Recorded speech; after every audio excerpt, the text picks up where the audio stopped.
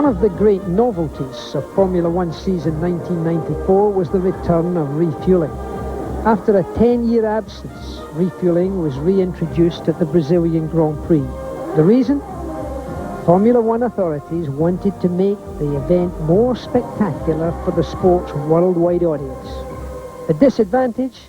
Refuelling is an extremely delicate operation in a crowded pit lane, and one mistake can put everyone at risk. Oh, and fuel. That's the first time we've had a fuel splash. Oh, my goodness me.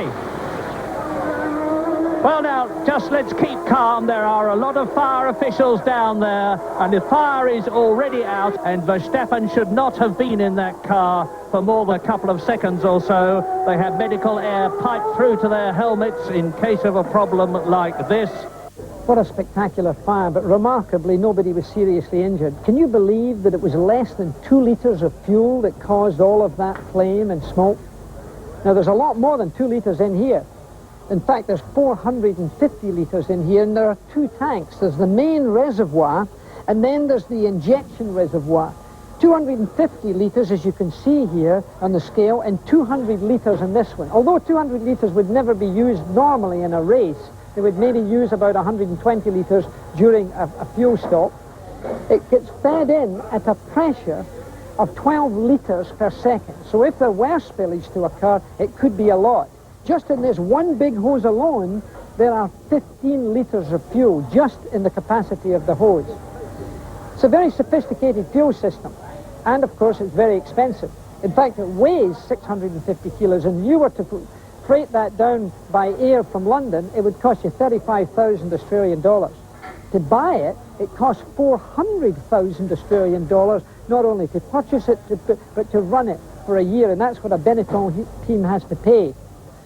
Now, 2 people would carry this and rig it on, but there are 22 people involved in the pit stop itself, changing the tyres, putting the fuel in, and doing all the things that are necessary. Now, if I were on this pit crew, one of those 22, I would have to wear racing flameproof overalls, thermal underwear, obviously special gloves, full-face helmet, balaclava as well, and I would have a medical air system strapped to my back that would produce medical air in if a fire took into account the fact that I've got to still breathe. Most people in fires die from inhalation rather than from the burns. So this sophisticated unit here, with all its pressure and all its speed, can be extremely dangerous.